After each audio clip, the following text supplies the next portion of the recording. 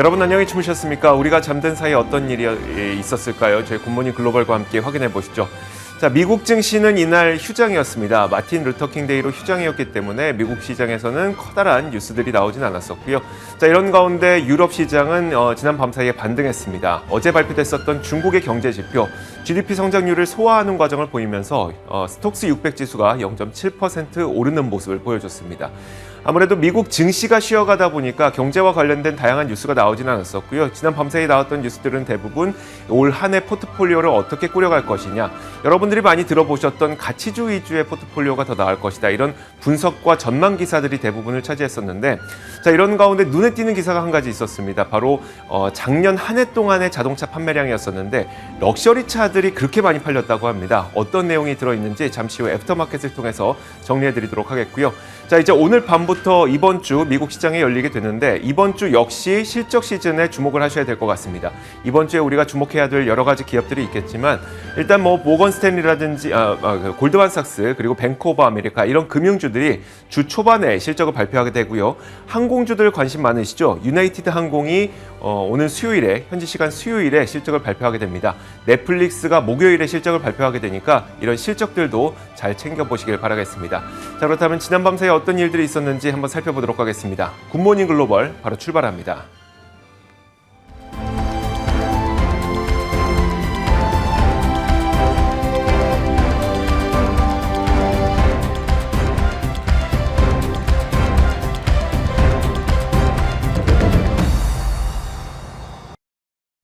네, 오늘 저희 굿모닝 글로벌 첫 순서 긴급 인터뷰로 마련했습니다.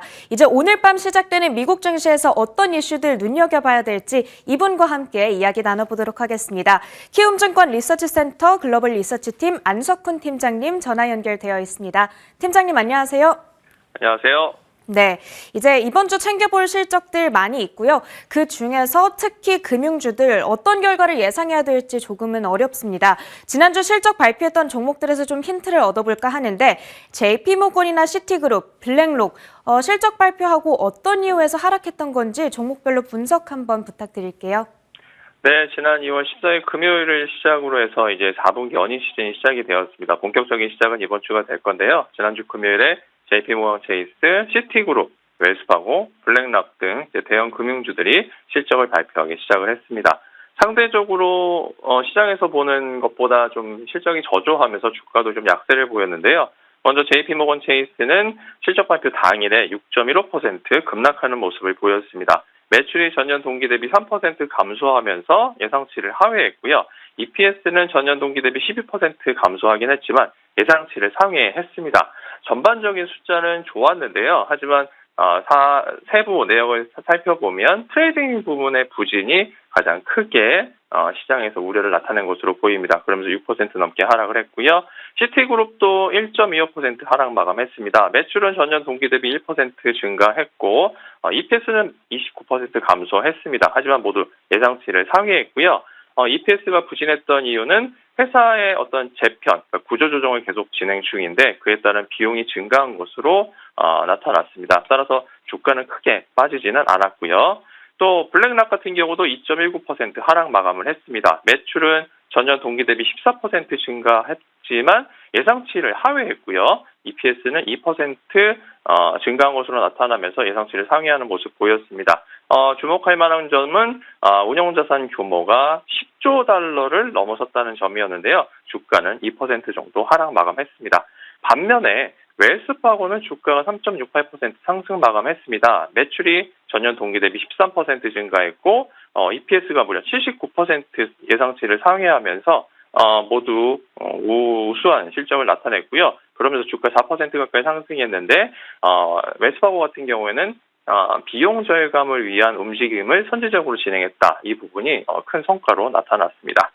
이러한 금융주의 예상보다 좀 부진한 모습들은 금리 변동성이 확대되고 또 하반기 별도의 국민들에 대한 지원금이 없었잖아요. 사실 상반기에는 국내 우리나라의 재난지원금처럼 현금을 일반 국민 계좌에 직접 지급하는 지원금이 있었는데 하반기에는 없었고요. 또 실업수당이 확대되고 학자금, 원리금 상환 유예 등 다양한 정책이 진행이 되면서 개인 은행 고객들의 지갑은 좀 두둑했지만 상대적으로 주식 매매에 대한 어떤 그 수요는 많이 줄었다고 보면 되겠습니다. 앞서 말씀드렸지만 지원금이 많이 줄어들면서 주식 시장으로 유입되는 자금이 많이 감소를 했고요. 여기에 저축이 또 증대되고 대출이 감소하면서 전반적으로 실적 개선이 약화되었다고 볼 수 있겠습니다. 네, 이제 이번 주 준비해 보겠습니다. 골드만삭스와 뱅크 오브 아메리카를 비롯한 금융주들의 실적 발표가 이어지게 될 텐데 지난주 금요일처럼 종목별로 흐름이 엇갈리게 될지 미리 대응할 수 있는 방법은 있을지 궁금한 부분들이 많습니다. 각 종목별로 실적 전망치에 대한 분석 부탁드릴게요. 네, 이번 주 금융주의 실적 발표가 본격화됩니다. 더불어서 살펴볼 것은 산업재, 특히 물류운송 종목들의 실적 발표가 다수 예정이 되어 있어서요. 이 점도 체크를 좀 해봐야 될 거고요. 더불어서 존슨앤존슨, 유나이티드 헬스그룹, P&G, ASML 홀딩, 넷플릭스, 인투이티브 서지컬 등 주요 대표 기업들의 실적 발표도 이어질 예정입니다. 주요 금융주로는 골드만삭스, 찰스 슈업, 뱅크 오브 아메리카, 모건 스탠리, 스테이트 스트리트 등이 있는데요. 금융산업의 거의 모든 그 업종의 대표 기업들이 실적을 발표하게 됩니다. 화요일, 2월 18일 화요일 장전에 골드만삭스가 실적을 발표할 예정인데 매출은 전년 동기 대비 3% 증가할 것으로 보이지만 EPS는 5% 감소할 것으로 예상이 되고 있고요. 같은 날 찰스 슈업은 매출이 14% 이상 증가할 것으로 예상이 되고 EPS도 19% 이상 증가할 것으로 예상이 됩니다. 그리고 가장 많은 관심을 모으고 있는 종목은 역시 뱅크 오브 아메리카일 텐데요. 2월 19일 수요일 장전에 실적을 발표할 예정입니다. 매출은 전년 동기 대비 10% 증가, 그리고 EPS는 29% 증가를 예상하고 있는데 예상치를 상회하는 실적과 함께 1분기 가이던스가 시장 예상치를 상회한다면 주가 상승 기대해 볼 만하겠습니다. 또한 모건 스탠리가 2월 19일 수요일 역시 장전에 실적을 발표하고요. 또 자산운용 업체인 스테이트 스트리트도 같은 날 2월 19일 수요일 실적을 발표할 예정입니다. 더불어서 산업재 중 제가 물류운송 종목들을 주목해 봐야겠다고 말씀드렸었는데요. 이번 주에 실적 발표하는 주요 물류운송 업체들은 앞서 소개해 주신 것처럼 유나이티드 에어라인스 홀딩스를 비롯해서 아메리칸 에어라인스, 그리고 JB 헌트 트랜스포트, 그리고 유니언 퍼시픽, CSX 등이 실적을 발표합니다. 그러니까 항공, 철도, 그리고 트럭 운송, 도로 운송 전반에 걸친 물류운송 업체들의 실적 발표가 예정이 되어 있는데요. 먼저 유나이티드 에어라인스 실적을 예상을 해본다면 2월 19일 수요일 장후에 실적을 발표하고요. 매출은 전년 동기 대비 133% 증가, 그리고 적자는 계속될 것으로 보입니다. 그리고 아메리칸 에어라인스는 2월 20일 목요일 장전에 실적을 발표하는데 매출은 100% 이상 상승할 것으로 보이고요. 역시 여전히 적자가 지속될 것으로 보입니다. 반면에 철도 운송 업체들의 실적은 좋을 것으로 예상이 되는데요. 유니언 퍼시픽이 2월 20일 목요일 실적 발표하는데 매출은 9%, EPS는 11% 증가할 것으로 보이고 CSX도 매출 17%, EPS 24% 증가 예상이 되고 있습니다. 더불어서 존슨앤존슨 같은 경우에는 생활용품 사업 부문을 분사한다고 발표했는데 이에 따른 후속 조치가 얼마나 이루어졌는지 좀 체크해봐야 될 것이고요. 그리고 가장 많은 관심을 끌고 있는 종목 중에 역시 넷플릭스가 있습니다. 넷플릭스는 4분기 구독자 증가세가 한풀 꺾인 것으로 전망이 되고 있는데 이 부분 꼭 체크하셨으면 좋겠습니다. 마지막으로 이번 어닝 시즌 전반에 걸쳐 주목해야 되는 종목들까지 챙겨보겠습니다. 일단 빅테크주들의 실적 발표 일정 많은 분들께서 궁금해하실 것 같고요. 더불어 각 섹터별 대형주들의 일정까지 정리해 주시죠. 네, 이번 주부터 실적 발표 시즌 본격화되는데 빅테크, 특히 빅7 실적 발표는 다음 주와 다다음 주에 이어지게 됩니다. 일단 2월 25일에 마이크로소프트가 실적을 발표하고요.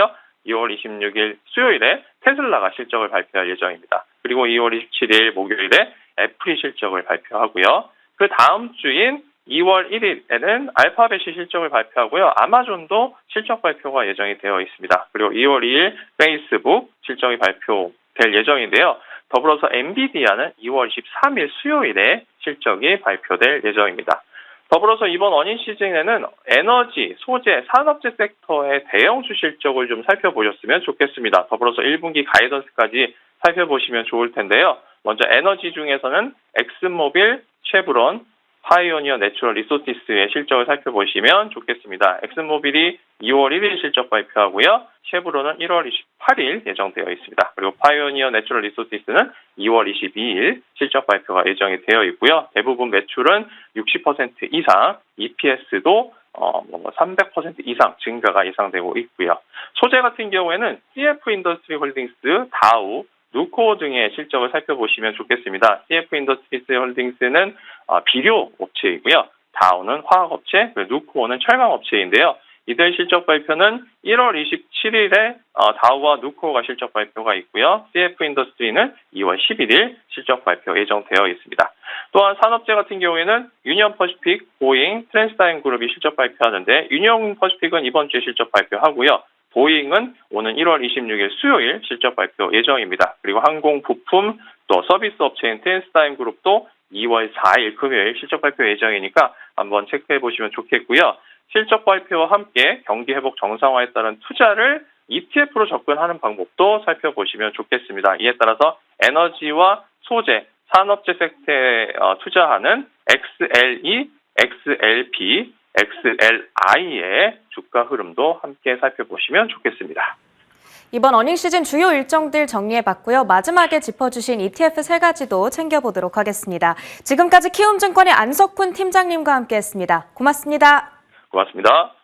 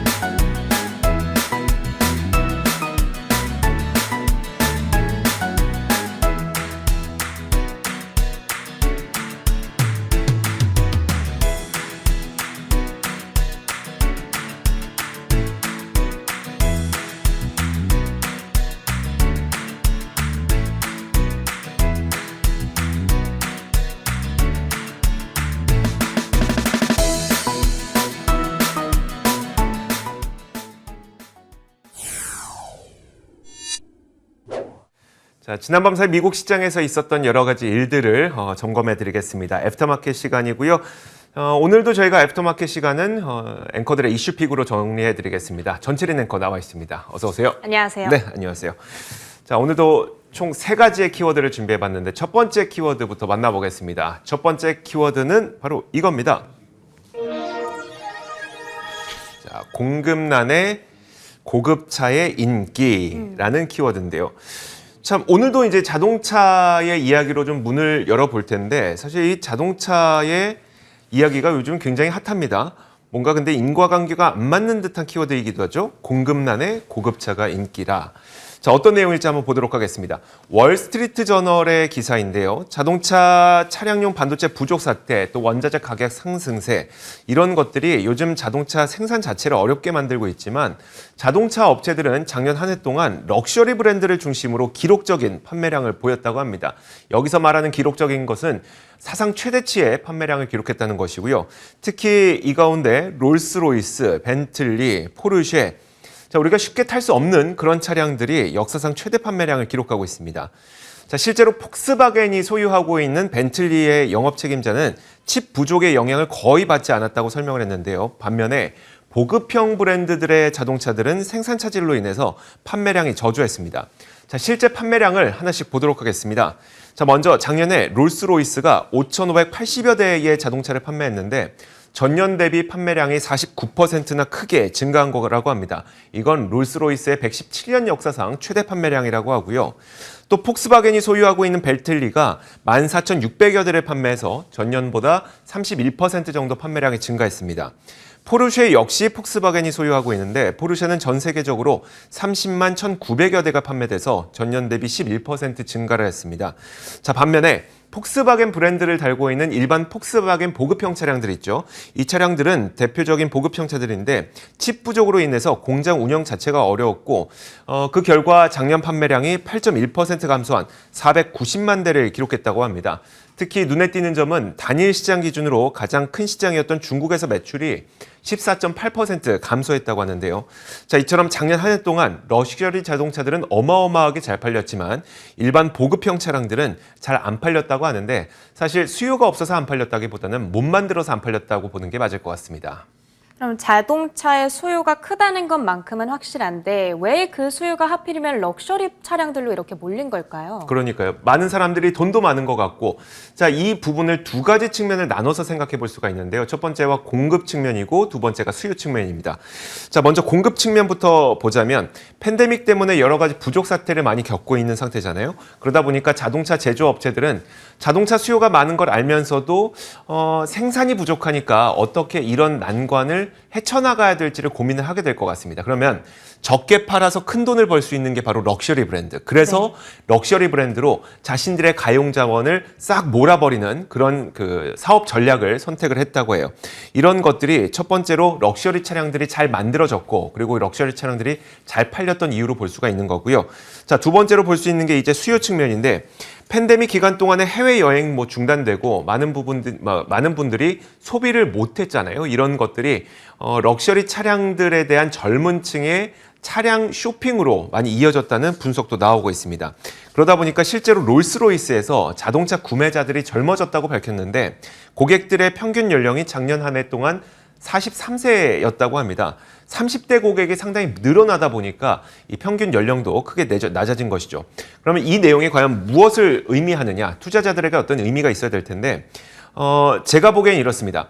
지금 우리가 자동차를 볼 때에는 어떤 모멘텀 이런 것들보다도 생산이 핵심이라는 거예요. 결국 만들면 팔리는 때이기 때문에 자동차는 생산을 문제 없이 생산할 수 있는 곳이 각광을 받게 될 것이라는 얘기거든요. 그래서 작년에 이어서 올해도 자동차들이 큰 각광을 받긴 하겠지만 올해의 관전 포인트는 생산이 될 것으로 보여서 여러분들께서도 자동차를 바라보실 때에는 마냥요 어떤 모멘텀에 의한 투자보다는 생산량이 얼마나 되는지 캐파를 한번 보시면서 투자를 하시길 바라겠습니다. 자, 이렇게 첫 번째 키워드 살펴봤고요. 자, 이어서 두 번째 키워드 보도록 하겠습니다. 두 번째 키워드는 뭘까요? 보기보다 최악입니다.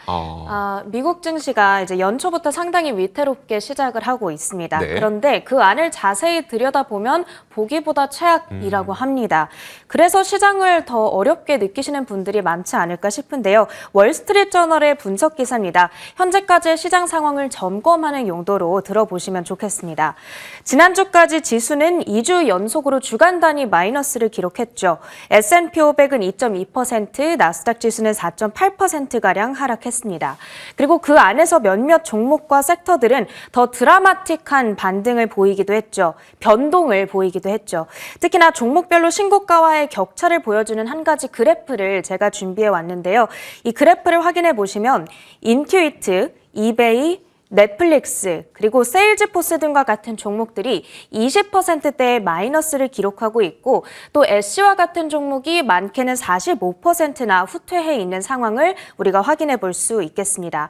그리고 지금 보이시는 이 그래프에는 안 나와 있지만 캐시우드의 플래그십 펀드인 ARK 이노베이션 ETF도 올해 들어서 15%가량 하락을 했고요. 또 52주 신고가 대비했을 때에는 50%나 물러나면서 약세권에 현재 진입해 있습니다. 그뿐만이 아니죠. 2021년도에 뜨거운 관심을 받으면서 IPO를 치렀던 리비안과 코인베이스도 20% 이상 각각 고점 대비 하락해 있습니다.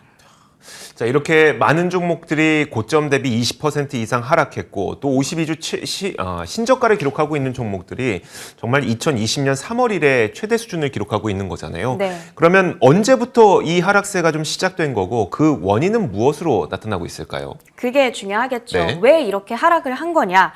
연준의 금리 인상에 대한 기대감이 커지면서 많은 투자자들이 종목 포지션을 변경하면서 이런 낙폭 과대 종목들이 생겨났다. 이렇게 우선 해석을 해봐야겠습니다. 그리고 크게 보면 그 시작은 바로 작년 11월이었다고 합니다. 연준이 인플레이션이 더 이상 일시적이라고 보기는 어렵다라는 경고를 내놨었고 그러면서 금리 인상 가능성이 현실화되고 투기적 성향을 지닌 성장주들에 대한 매도세가 이때부터 나타나기 시작한 겁니다. 현재 미증시에 상장된 220개 종목들이 고점 대비 최소 20% 밀려나 있다고 합니다. 여기에는 디즈니나 넷플릭스, 세일즈포스, 트위터 등과 같은 대형 기업들도 포함이 되고요. 이들의 시가총액을 합산하면 100억 달러가 넘는다고 합니다.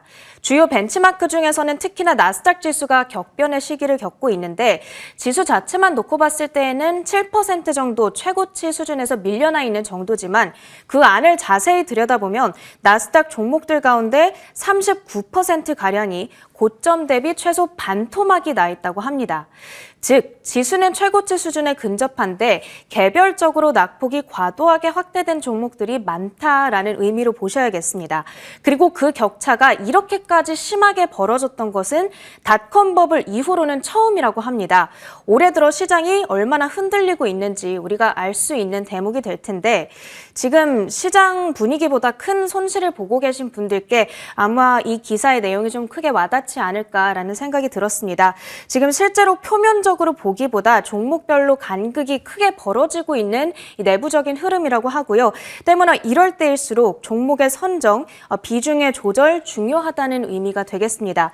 지금은 어닝 시즌의 초입에 우리가 들어와 있는 만큼 어닝 발표에 따른 수혜를 받을 만한 종목에 집중한 이 선별적인 대응이 필요하겠다. 이런 레슨을 가져가 보시면 될 것 같습니다. 네, 알겠습니다. 저희도 여러분들의 이제 포트폴리오 전략을 구성하는 데 도움이 되기 위해서 매일매일 좋은 기사들 그리고 좋은 전망들, 분석들 정리해드리겠습니다. 자, 이어서 다음 키워드 보겠습니다. 다음 키워드는 좀 가볍게 가볼까요? 이겁니다. 차박이라는 키워드인데, 그러니까 전체린 앵커에게 차는 어떤 의미일까요? 그냥 단순 이동 수단이에요? 아니면 숙박까지 하는 그런 의미일까요? 숙박까지 할 수 있으면 너무 좋지 않을까요? 그래요? 네. 사실 저는 개인적으로 이제 뭐 숙박까지는 생각해 본 적이 없는데, 요즘에 이제 차박이라는 단어가 나올 만큼 사람들이 차에서 생활하는 시간이 조금씩 늘어나고 있고, 그렇죠. 앞으로 훨씬 더 많이 늘어날 것이라는 분석 기사도 나왔습니다. 어떤 내용인지 보여드릴게요. 자, 모건 스탠리에서 우리가 2030년 정도가 되면 차에서 보내는 시간이 지금에 비해서 거의 25%가량 늘어날 것이라는 전망을 내놨어요. 그러니까 차에서 보내는 시간이 늘어난다는 게 그냥 우리가 차에 오래 타 있는다 이게 아니라 차량 하나가 새로운 공간이 된다는 의미로 이해하시면 될 것 같은데요. 자, 불과 얼마 전까지만 하더라도 자동차는 그냥 이동할 때 잠깐 타는 거였죠. 그래서 제가 좀 재밌게 봤던 광고 가운데 하나도 자동차는 뭐 인생의 90%를 주차장에서 보낸다 뭐 이런 얘기를 그러니까 키워드로 하기도 했습니다. 자, 그런데 최근 들어서 우리가 차에서 보내는 시간이 좀 늘어나고 있고요. 자율주행 기술이 고도화되면 고도화될수록 우리가 차에서 보내는 시간은 더 늘어날 가능성이 있겠죠. 자, 모건 스탠리도 이런 관점에서 2030년이 되면 우리가 차에서 보내는 시간은 지금에 비해 약 25%가량 늘어날 것이라고 전망을 했습니다. 자, 이렇게 전망한 인물은 바로 모건 스탠리의 자동차 애널리스트인 아담 조나스입니다. 굉장히 유명한 인물이죠. 여러분이 알고 있는 그 인물 맞는데요. 테슬라의 저격수로 한참을 테슬라를 비판하다가 재작년에 정신 차리면서 테슬라의 추종자로 변신한 애널리스트입니다. 자, 그는 자율주행 기능의 고도화로 인해서 가상현실 산업에 새로운 장이 열리게 될 것이다. 이렇게 전망을 했어요. 그러면서 오늘의 차는 내일은 몰입되는 가상현실을 경험할 수 있는 바퀴 달린 슈퍼컴퓨터라고 설명을 했는데 좀 말이 복잡하죠. 풀어보자면 점차 자동차는 이제 고성능 컴퓨터로 바뀌고 있습니다. 여기서 수많은 사람들이 무엇을 하게 될 것이냐? 가상현실과 같은 여러 가지 이 경험을 하게 되는 이 공간으로 바뀌게 될 것이라는 얘기고요. 그렇게 되면서 차량에 머무는 시간이 더 많아진다는 겁니다. 이런 것들이 즉 차가 단순히 이동수단이 아닌 어떤 한 가지의 새로운 공간으로 탄생하게 된다는 것을 머무는 시간이 늘게 된다는 것으로 아담 조나스는 표현을 한 것이죠. 그럼 이런 트렌드를 실제로 숫자로 환산해 보고 싶어요. 지금 네. 실제로 사람들이 차량에 머무는 시간이 얼마나 되는지, 그리고 또 앞으로는 얼마나 이것이 늘어나게 될지, 그리고 무엇보다 중요한 것은 이렇게 늘어나게 됐을 때 수혜를 받게 될 기업들이 뭘까요? 그 기업들까지 얘기를 했는데 사실 이 머무는 시간을 산정한 것도 참 신기해요. 네. 제가 어떻게 차량에 했을까요? 머물고 있는 시간을 아담 조나스가 직접 재진 않았는데 어쨌든 아담 조나스는 운전자와 승객이 자동차 안에서 보내는 시간이 현재는 연간 6천억 시간에 달한다고 합니다. 이것도 굉장히 많은데 2030년에는 거의 7,500억 시간, 그리고 2040년이 되면 거의 1조 2천억 시간 정도로 차량에 머무는 시간이 늘어날 것으로 전망을 했고요. 자, 아담 조나스는 차에서 보내는 시간이 많아진다는 것은 애플에게 좋은 징조라고 설명을 했습니다.